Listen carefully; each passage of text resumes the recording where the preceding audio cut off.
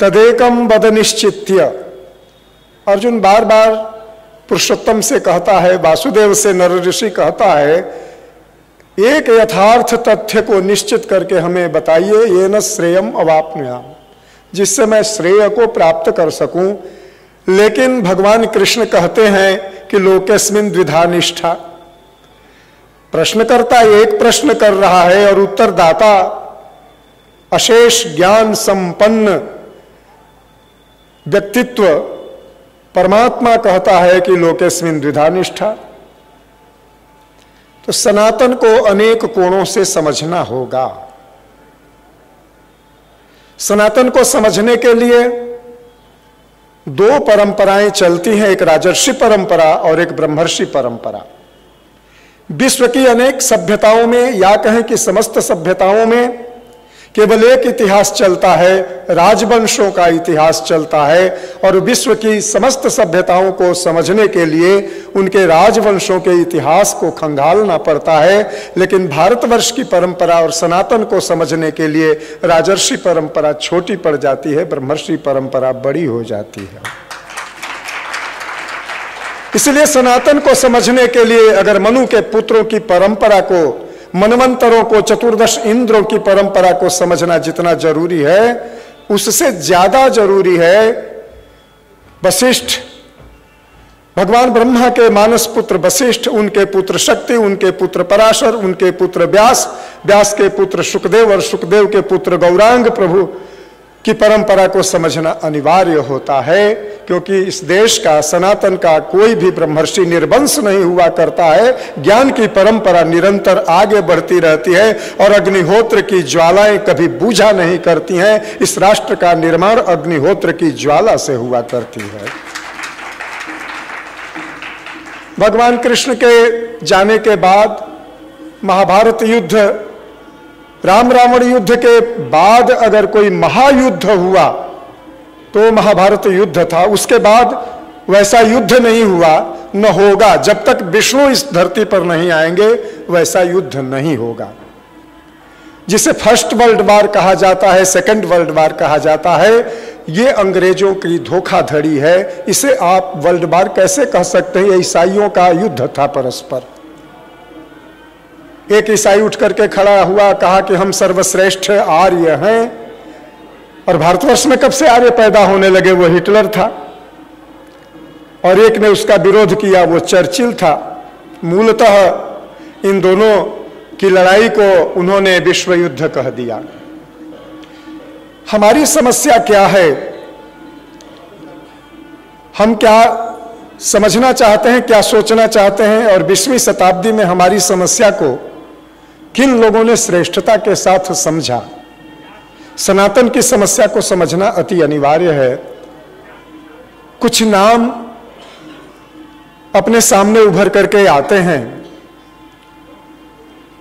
20वीं शताब्दी में धीमी गति से अंग्रेजों के विरुद्ध सनातन सिर उठाने लगा था, वैचारिक रूप से, और अत्यंत चुपचाप गुप्त ढंग से वैचारिक क्रांति करने वालों में बाल गंगाधर तिलक जी और पंडित मदन मोहन मालवीय जी आते हैं।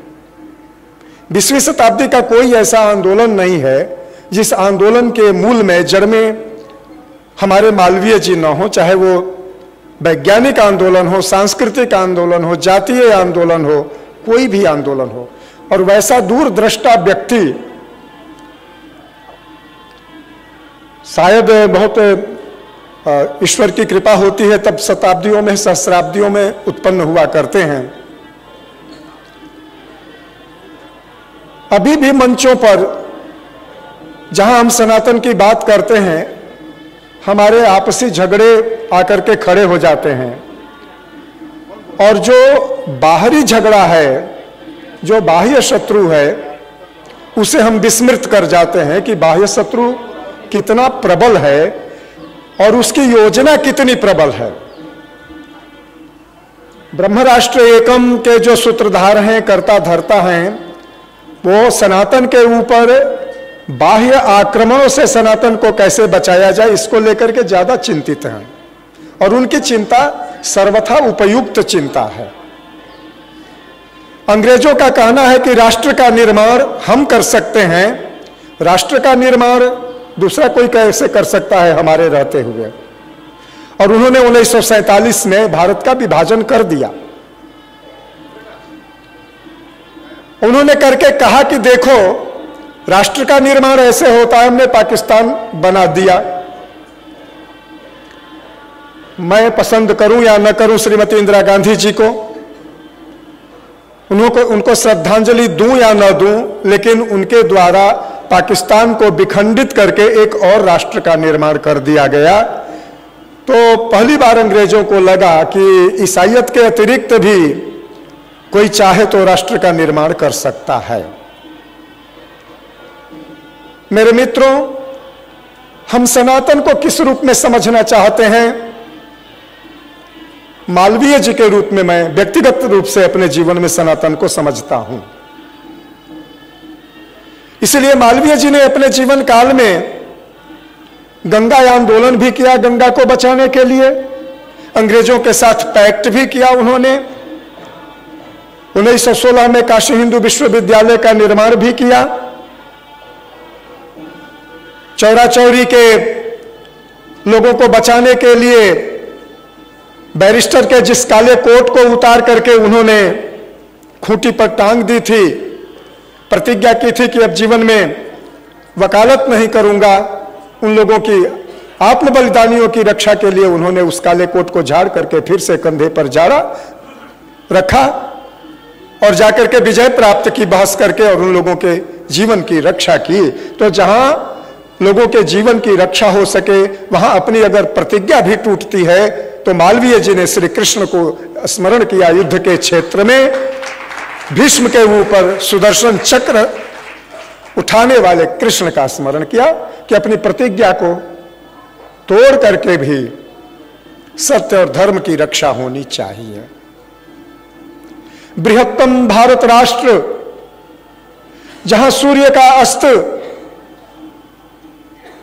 और सूर्य के अस्त की अस्ताचल जो पहाड़ी अफगानिस्तान के 40 किलोमीटर और पश्चिमी भाग में हुआ करती थी, अपरांतक की पहाड़ियों पर भारतवर्ष का सूर्यास्त हुआ करता था और हिंद महासागर के लहरों के ऊपर से सूर्योदय हुआ करता था, हमसे अंग्रेजों ने छीन लिया, विखंडित कर दिया।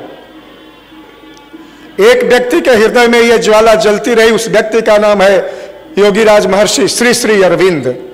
श्री अरविंद उनका नाम है और एक आदर के लिए उनके नाम के पूर्व श्री जोड़ा जाता है, श्री श्री अरविंद। उन्होंने कहा यह अप्राकृतिक विभाजन है और एक समय आएगा कि यह विभाजन टूट करके पुनः एक हो जाएगा। क्या हम उसके लिए तैयार हैं? हमें तैयार होना चाहिए कि भारत का अप्राकृतिक विभाजन हुआ था। 51 शक्तिपीठों में से अनेक शक्तिपीठ हमसे छीन लिए गए।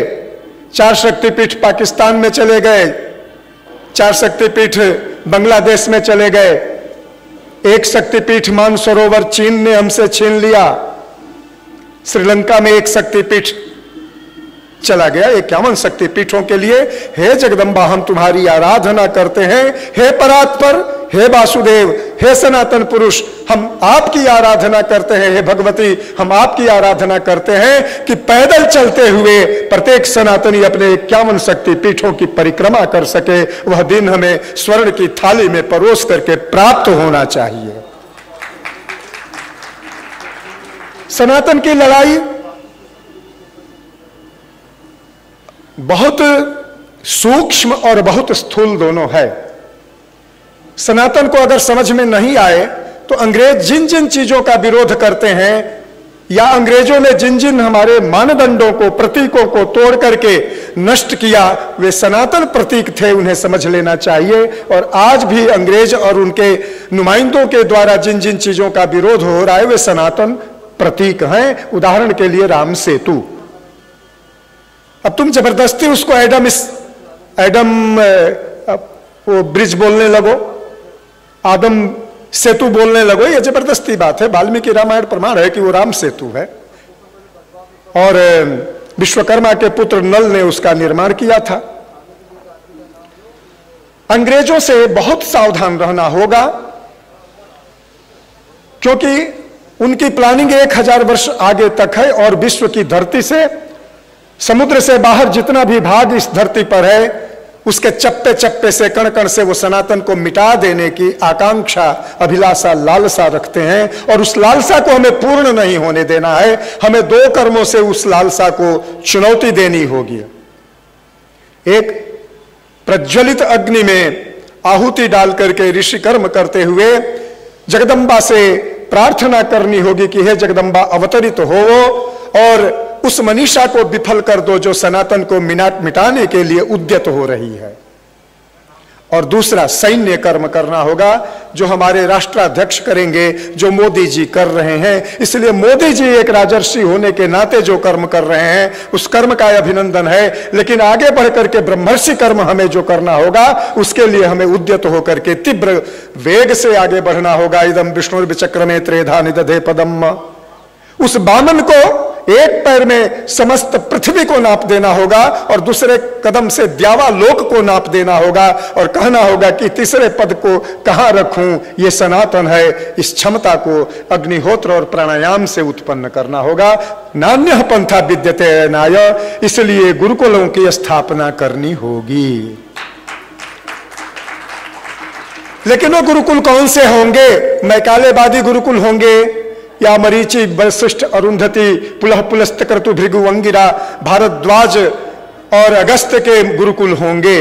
आज जो गुरुकुल स्थापित किए जाते हैं उसमें अंक गणित, बीज गणित, गणित नहीं पढ़ाए जाते हैं। तो बैंक में जाकर के हमारा संस्कृत का विद्यार्थी इंटरेस्ट नहीं जोड़ पाएगा और अपने सीए के साथ बैठ करके अपनी प्रॉपर्टी के ऊपर लगने वाले टैक्स का ज्ञान नहीं रख पाएगा। भास्कराचार्य को गली गली में उत्पन्न होगा। इसलिए गुरुकुलों में आपको तर्क संग्रह, तर्कशास्त्र, लीलावती, बीज गणित, आधुनिक गणित को भी लाना होगा। केवल वेद की ऋचाओं को रटा देने से हम ब्रह्मर्षि तो पैदा कर सकते हैं, लेकिन लोक ज्ञान में हमारा विद्यार्थी विफल न हो जाए। इसलिए गुरुकुलों में हमें कम से कम गणित को और तर्क को प्रतिष्ठापित करना होगा। जो प्राचीन थे, जो विभाग थे, उन विभागों को लाना होगा। गुरुकुलों में अगर आप कुर्सी और मेज रख करके पढ़ाई करा रहे हैं और कहते हैं कि गुरुकुल है, वैदिक स्टडी सेंटर खोल रहे हैं, कहते हैं कि गुरुकुल है, और जूता और चप्पल पहन करके वेद ऋचाओं का पाठ करते हैं, तो उससे शब्द शरीर का श्रवण तो हो सकेगा, लेकिन उससे वह दिव्य उत्पन्न नहीं हो सकेगा जिससे महाराज द्रुपद ने अपने यज्ञ के कुंड से याज्ञसेनी और धृष्टद्युम्न के रूप में प्राप्त कर लिया था। ऐसा हमको करना होगा। अंग्रेजों ने जब संपूर्ण यूरोप को जीता, यूरोप को जीतते जीतते 100 सभ्यताओं का कत्ल कर दिया। बांडा, लुंटा, घानू, बेजेंटाइन, कंस्टुटाइन, सैकड़ों सभ्यताओं को मय संस्कृति का विलोपीकरण किया। सन 2016 में मैंने मय संस्कृति के अग्नि पूजक एक रेड अमेरिकन का अभिनंदन किया था। अखिल भारतीय विद्वत परिषद से उसको सम्मानित किया था। वो अग्नि का पूजक व्यक्ति था और पूरे यूरोप में उसके कार्यक्रमों में, अग्नि के कार्यक्रमों में 10,000 लोग भाग लेते थे।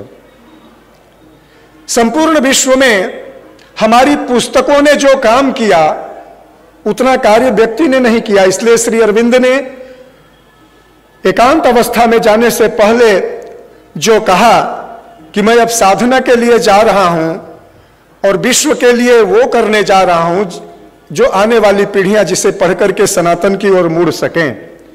इसलिए डिवाइन लाइफ का उन्होंने रचना की, ग्रंथ की, और इसके बाद सावित्री जैसा महाकाव्य लिखा।